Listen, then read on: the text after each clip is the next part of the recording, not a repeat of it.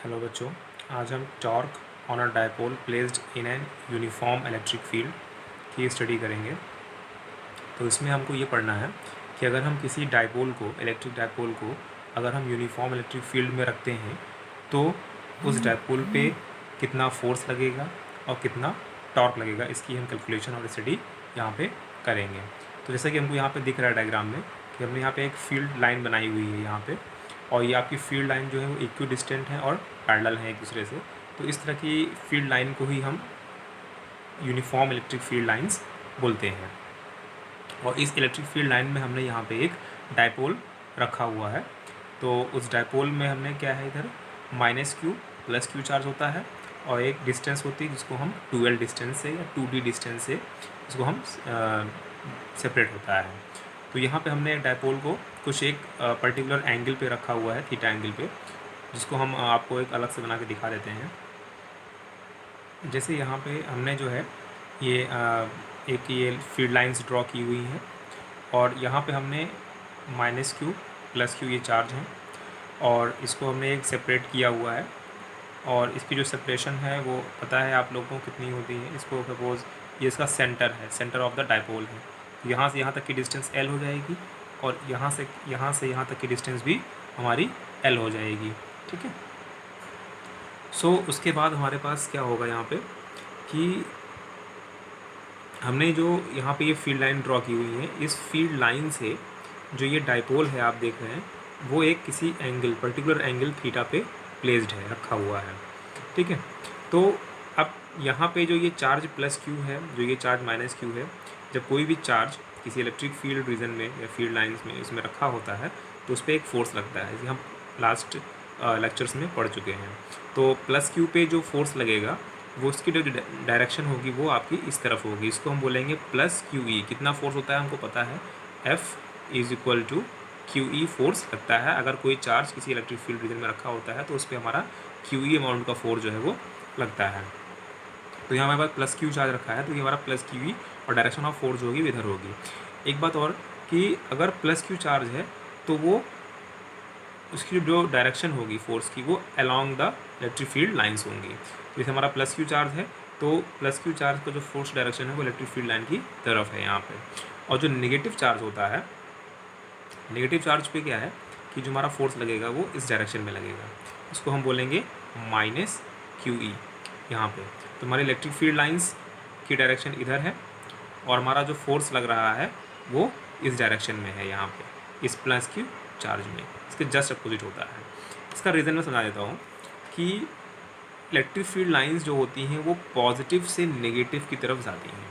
तो इसका मतलब इधर से हमारी फील्ड लाइन इस तरफ जा रही है तो इधर कहीं आपका कोई पॉजिटिव कोई चीज़ होगी जिसकी वजह से वहाँ से फील्ड लाइन निकल रही है, और इधर हमारा कहीं कुछ नेगेटिव चीज़ होगी जिसकी तरफ वो फील्ड लाइन जा रही है। तो पॉजिटिव से ओरिजिनेट होती हैं और नेगेटिव की तरफ टर्मिनेट होती हैं, ये बात पता होना चाहिए।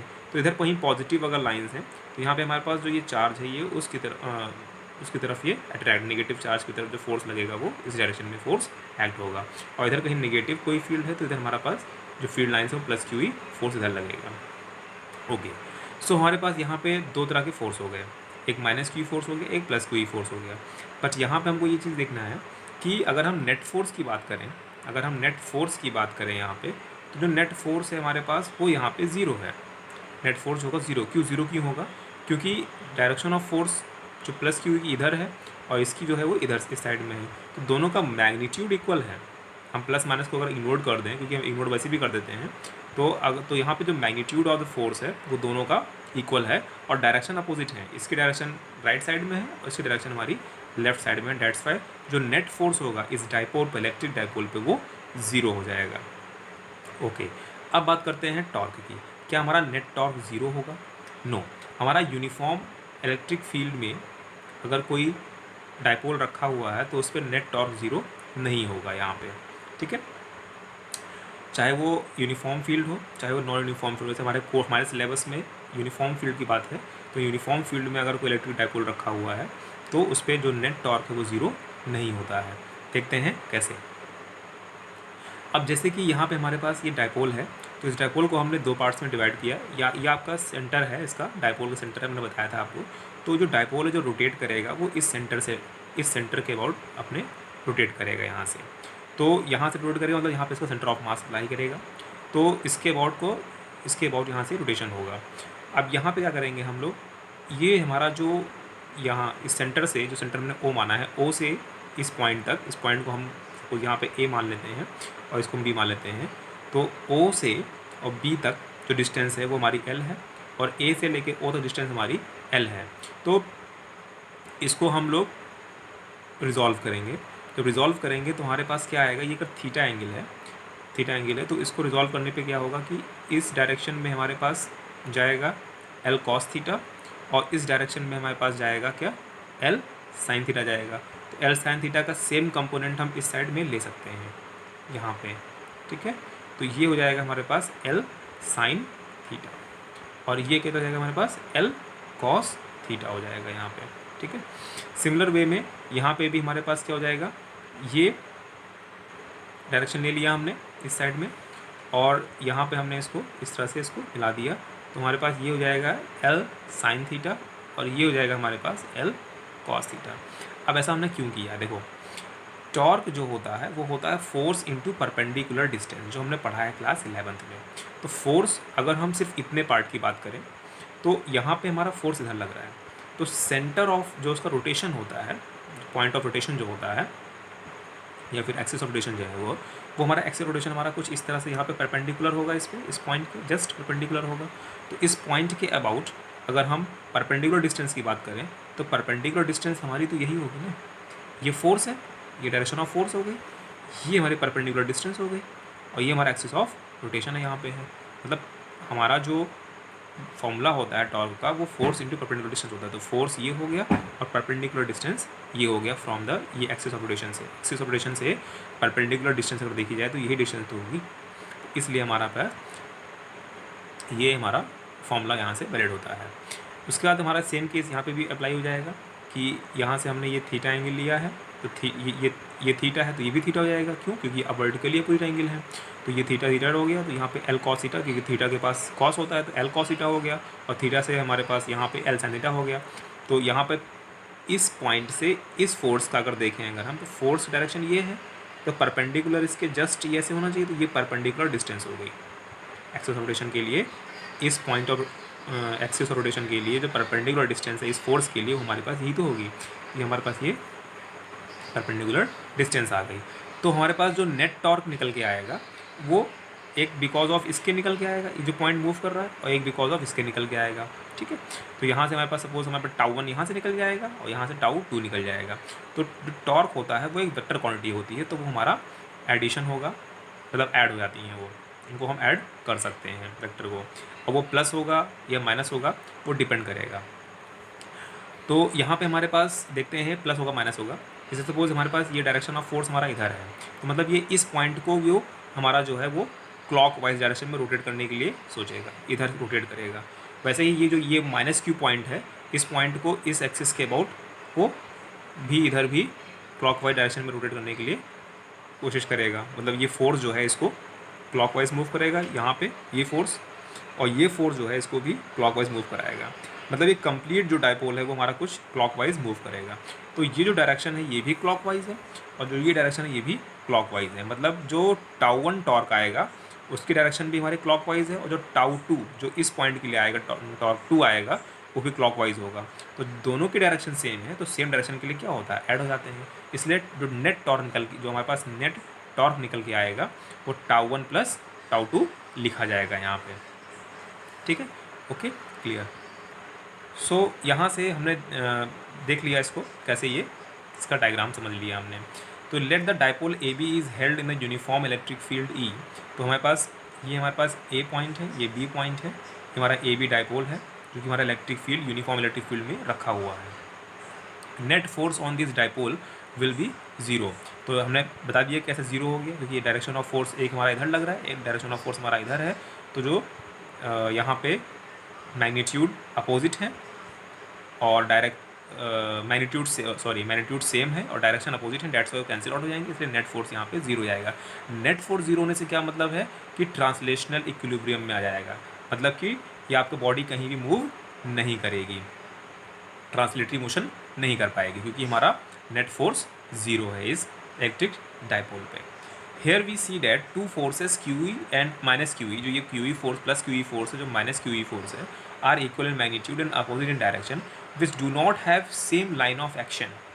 सेम लाइन ऑफ एक्शन का मतलब ये होता है कि जैसे हम देख रहे हैं कि यहाँ पे जो ये फोर्स लग रहा है, अगर हम इसके डायरेक्शन को पीछे की तरफ एक्सटेंड कर दें, अगर हम इसके डायरेक्शन को पीछे की तरफ एक्सटेंड कर दें और इस वाले जो ये फोर्स माइनस क्यू इधर लग रहा है, इसको हम अगर पीछे एक्सटेंड कर दें, तो ये फोर्स इस पे लाई नहीं कर रहा है और न ये फोर्स इसके लाइन पे लाई कर रहा है, मतलब दोनों फोर्सेस का लाइन ऑफ एक्शन अलग अलग है। इसका लाइन ऑफ एक्शन अगर देख रहे हैं तो ये बिल्कुल अलग है, इसका लाइन ऑफ एक्शन पीछे बिल्कुल अलग है, मतलब ये दोनों फोर्सेस आपस में ज्वाइन नहीं हो रहे हैं।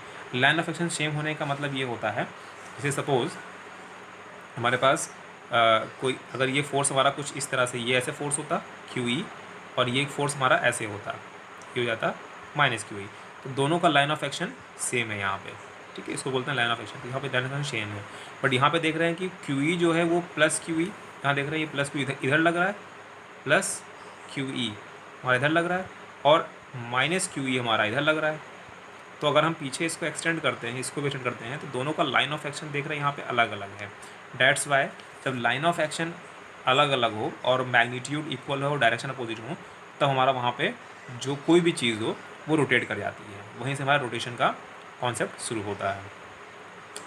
तो इसी को हम टॉर्क बोलते हैं। उस बॉडी को फिर टॉर्क लगना स्टार्ट, जैसे हम किसी भी बॉटल के ढक्कन को ओपन करते हैं तो वहाँ पे हम टॉर्क लगाते हैं। तो वहाँ पे टॉर्क में क्या होता है कि जो हमारी जो थंब होता है, आप कभी इसको नोटिस करना, जो थंब होता है उसकी डायरेक्शन क्या होती है, अवे हो जाती है, और जो इंडेक्स फिंगर होती है खोलने के लिए जो बॉटल का, वो टूवर्ड्स हमारे मतलब फाइन तरफ रहती है। तो क्या हो गया कि हमारा जो लाइन ऑफ एक्शन है वो अलग है और मैग्नीट्यूड डायरेक्शंस क्या है, मैग्नीट्यूड सेम है, डायरेक्शन अलग हो जाती है। यहाँ पे टॉर्क लगने की वजह से ढक्कन हमारा खुल जाता है वहाँ पे। Okay next. सो यहाँ पे हम लोग जो टॉर्क का फॉर्मूला होता है मोमेंट ऑफ कपल बोलते हैं।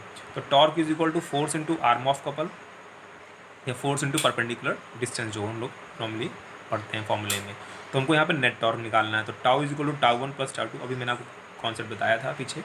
तो यहाँ पे हमारे पास बिकॉज ऑफ दिस, इसकी वजह से हमारे पास, इस पॉइंट की वजह से हमारे पास इधर क्लॉकवाइज हो जाएगा और इस पॉइंट की वजह से हमारे पास इधर क्लॉकवाइज हो जाएगा।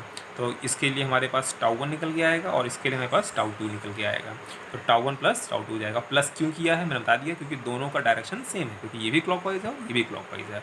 अगर कोई इसमें से कोई भी एक एंटी क्लॉकवाइज होता तो वो नेगेटिव हो जाता।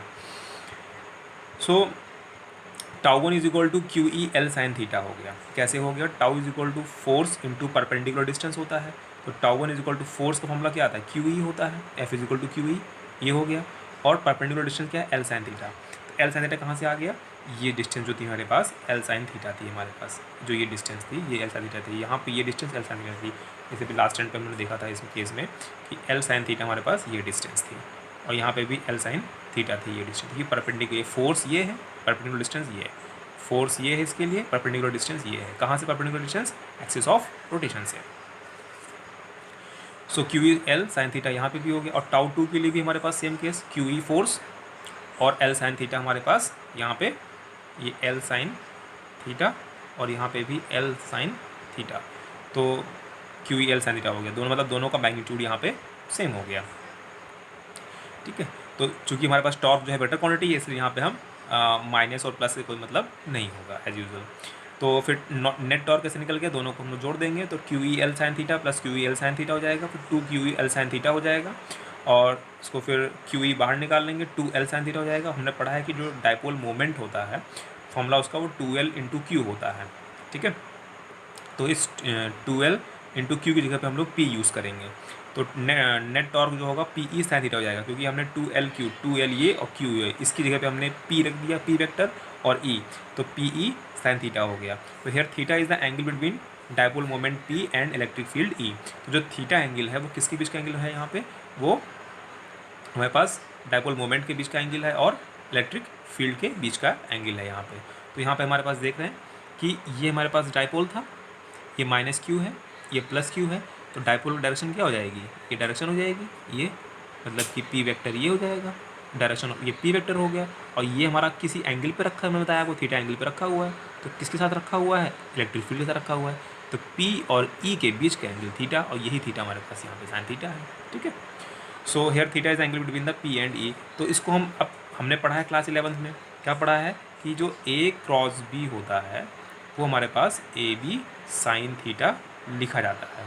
तो हम हमारे पास क्या है, ये ए बी साइन थीटा के टर्म में तो है, मतलब इसको हम ए क्रॉस बी लिख सकते हैं, मतलब ये हमारा ए वेक्टर है, ये हमारा बी वेक्टर है। तो ए क्रॉस बी मतलब पी क्रॉस ई हम लोग को यहाँ पे लिख सकते हैं। अब एक क्वेश्चन और यहाँ पे राइज होता है कि क्या हम इसको ई क्रॉस पी लिख सकते हैं, नो, ई क्रॉस पी नहीं लिख सकते हैं। क्यों नहीं लिख सकते हैं, देखते हैं यहाँ पे। देखो यहाँ पे ई वेक्टर है, देख रहे हैं हम लोग, ई हमारा इलेक्ट्रिक फील्ड की डायरेक्शन की इधर थी, इस साइड में थी, और पी वेक्टर हमारा इस तरह से रखा हुआ है हमारे पास, ये देखो ये इस तरह से, और ई वेक्टर ये रखा हुआ है। ठीक है, तो यहाँ पे हमारे पास अगर हम पी क्रॉस ई करते हैं, तो पी क्रॉस ई करने का मतलब क्या हो गया, मतलब पी से ई की तरफ जाना है, मतलब पी से ई जाना है, मतलब फ्रॉम पी टू ई, मतलब इस तरफ आना है हमको, इस तरफ पी से ई आना है, इधर आना है। ठीक है, जब इधर आएंगे तो हमारे पास क्या हो जाएगा, हमने बताया था इस तरह से, तो इस तरह से हमारे पास थंब क्या हो जाएगा, नीचे की तरफ जाएगा। ठीक है, तो थंब हमारा नीचे जाएगा। ठीक है, नीचे आएगा मतलब कि हमारा, हम इसको ऐसे मूव कराएंगे तो ये क्लॉकवाइज हो जाएगा, तो ये क्लॉकवाइज, तो थंब हमारा नीचे है। ठीक है, तो नीचे की तरफ हो रहा है, और ये हमारा पी से ई की तरफ आ रहे हैं। ठीक है, तो यहाँ पे हमारे पास हो जाएगा क्लॉकवाइज डायरेक्शन हो जाएगी। ठीक है, इसलिए हमने हमारे पास देखा था, हमने यहाँ पे क्लॉकवाइज मूव कर रहा है।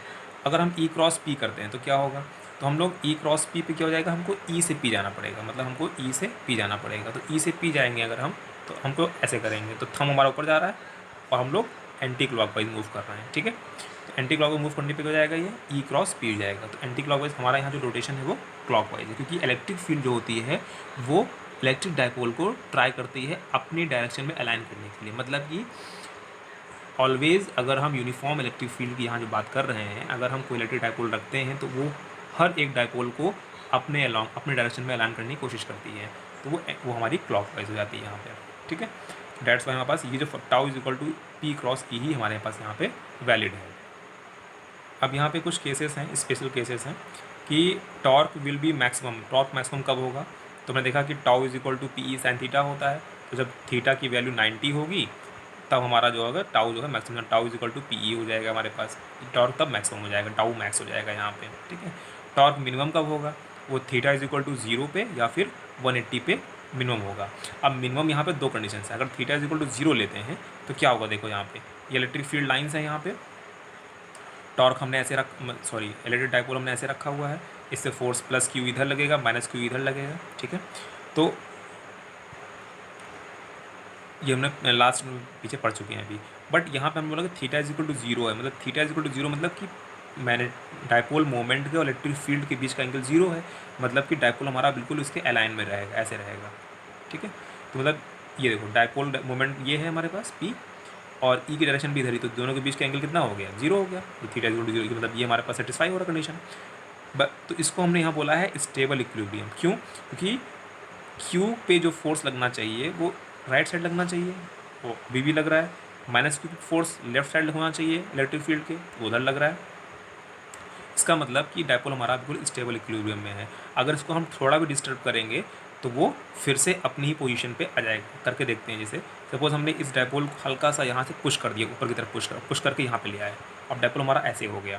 तो क्या देख रहे हैं, जैसे ही हमें डायपोल इस तरह से हुआ तुरंत इस पर फोर्स प्लस क्यू ई लगा, और इधर हमारा माइनस क्यू ई लगा, तो क्या होगा, फिर से यहाँ पे एक टर्निंग इफेक्ट आ जाएगा, टॉर्क आ जाएगा, और टॉर्क क्या करेगा, इसको फिर से अपनी जहाँ पे पहले पोजीशन थी फिर से उसको अलाइन करने की कोशिश करने लगेगा, और फिर से डायपोल आपका इधर इस तरफ क्लॉकवाइज रोटेट करके फिर से अपनी पोजीशन पे आने लगेगा। ठीक है, इसलिए हम थीटा इज इक्वल टू 0 को स्टेबल इक्विलिब्रियम के नाम से जानते हैं। अब थीटा इज इक्वल टू अगर हम 180 करते हैं तो इसको हम अनस्टेबल इक्विलिब्रियम बोलते हैं। क्यों, देखते हैं यहाँ पर 180 का मतलब ये हो गया कि डायपोल मतलब माइनस क्यू अब इधर हो जाएगा, प्लस क्यू यहाँ पे क्या था, माइनस क्यू इधर था, प्लस क्यू इधर था, अब यहाँ माइनस क्यू इधर है और प्लस क्यू इधर है, तो जो डायपोल मोमेंट डायरेक्शन होती है वो माइनस क्यू से प्लस क्यू होती है। तो डायपोल मोमेंट डायरेक्शन ये हो गया, इलेक्ट्रिक फील्ड डायरेक्शन इधर हो गई, दोनों के बीच का एंगल 180 हो गया। अब क्या होगा, ये हमारा अनस्टेबल में रखा तो है ऐसे, बट यहाँ पे अनस्टेबल में है, कैसे पता लगा अनस्टेबल में? अगर हम इसको थोड़ा भी डिस्प्लेस करते हैं, सपोज हमने इसको ऐसे डिस्प्ले हल्का सा ऊपर पुश किया डायपोल को यहाँ से, तो देखा जैसे पुश किया तो इस पर फोर्स इधर लगने लगा, plus Q E along the direction of the electric field. Always याद रखना इस चीज़ को कि जो प्लस चार्ज होता है वो हमेशा प्लस इलेक्ट्रिक फील्ड के डायरेक्शन की तरफ ही फोर्स लगता है उधर पे। तो इस पर minus plus Q E force इधर लगेगा, और माइनस क्यू ई चार्ज जब इसको उठाएंगे तो ये माइनस क्यू नीचे आएगा, तो इस पर जो है इधर फोर्स लगने लगेगा माइनस क्यू ई। तो ये डायपोल को फिर से क्लॉकवाइज टर्न करने की कोशिश करेगा, मतलब कि ये फिर से वापस आना इसका अपनी इस पोजीशन में मुश्किल हो जाएगा, तो ये अनस्टेबल हो जाएगा। डेट्स वाई यहाँ पे थीटा इज इक्वल टू 180 को हम अनस्टेबल इक्विलिब्रियम बोलते हैं। यहाँ पे लाइन लिखिए कि electric field always tries to align the dipole in its own direction. जैसे कि अगर प्लस क्यू है तो मतलब ये हमारा जो है कंडीशन है, और इलेक्ट्रिक फील्ड ऑलवेज डायपोल को इस पोजीशन में रखना चाहती है।